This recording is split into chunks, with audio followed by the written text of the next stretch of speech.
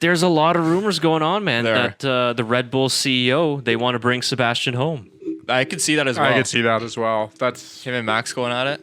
Or maybe he goes to AlphaTauri, bring it home, right? That's the first team That's he drove true. for. That's the first team. I know Christian Horner denied it on the broadcast, I think, when it was free practice, but he doesn't own Red Bull. Yeah, and also Christian Horner. Christian Horner very would- tight-lipped. Christian Horner Yeah. would never say anything that's going to upset Max Verstappen. True. Yeah. That's his prize driver. There's no way. Yeah. All right, let's go down that road, though. Do you think that partnership of Vettel and Verstappen could work? Yes. Yeah. I think it would provide a lot of competition between the two, but they also have a lot of respect for each other at the same time. Yeah. I think the big thing here is that we see how Max doesn't have someone, and this is no discredit to Alex Albon because he's fantastic and he's still very young. He is a good driver. Yes. He is a very good driver. good driver for sure. Yes. But he's just not fast enough in that Red Bull, and he needs someone just to have that little extra edge to not only help push Verstappen, but to help them in a fight. I mean, we saw Verstappen stuck in a in a Mercedes sandwich there, and it ended up beating him. That's just what happened. And where if they have another Red Bull helping that fight a little bit, you can play. Maybe it's a 1-2.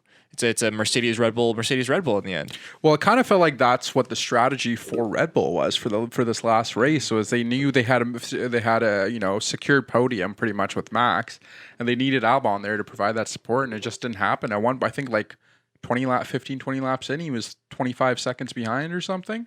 Yeah. So he definitely needs that secondary driver with both Vettel and Verstappen on the team. I think they can make it work for sure. Yeah. Interesting. And I think they do actually like each other a lot do. because even though Max is 21, 22, he's very old school. Yeah. He's an old school racer, and I think that he's kind of got an old school mentality, and that's why he likes Vettel as well. Because think about all the times that they've come together on track. Remember last year in Silverstone as well, they went right and saw each other right after the race, and they have this like mutual understanding and respect. It's not a bad blood like you sometimes see these drivers who get into incidents with each other. For sure, and I think part of it comes from Vettel being that Red Bull young driver and knowing that Max is coming up through, AlphaTauri now, and then as well going into Red Bull. He's been that guy, He's been through that exact same situation, and he knows what kind of pressure he's in as well. So, yeah, for sure, I definitely see that partnership working. It definitely could. It would be tricky to manage if Red Bull had the car, but even right now, it's like, again, I agree. No disrespect to Alex Albon, but it's just Max is at such a high level. He needs another driver that's at that level. Mm-hmm.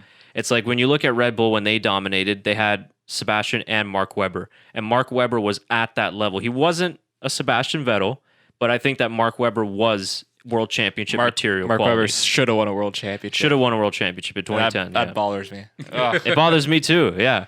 But Alex Albon, he isn't there right now. And I think he's miles away from being a world championship driver, although I think the potential is there. So in this era, when you're fighting a team like Mercedes, I completely agree. You do need those two cars. So I think that if the opportunity arises, you might want to take the risk of potentially coming together sometimes on track for the sake of having two cars that could be able to fight for wins themselves. Because Max has been alone now for 2 seasons almost since Ricciardo left. And it's hurt Red Bull in a lot of races. Strategy is compromised now because they've only got one car. Yeah, no, absolutely. And hopefully that's something that you can kind of fix next season, and the driver's market is there. Albon's not signed, so who knows what could happen. It could be a Sainz situation where he's loaned to who knows. Yeah, it's so complicated, yeah. But it would be such a shame to see Vettel just run out of options and have to retire. Hopefully he doesn't retire permanently. I know that he still wants to race, and I know that he's got a lot of love for the Red Bull team, and Red Bull loves him. They're constantly in communication. They won 4 world championships together. How can he not, right?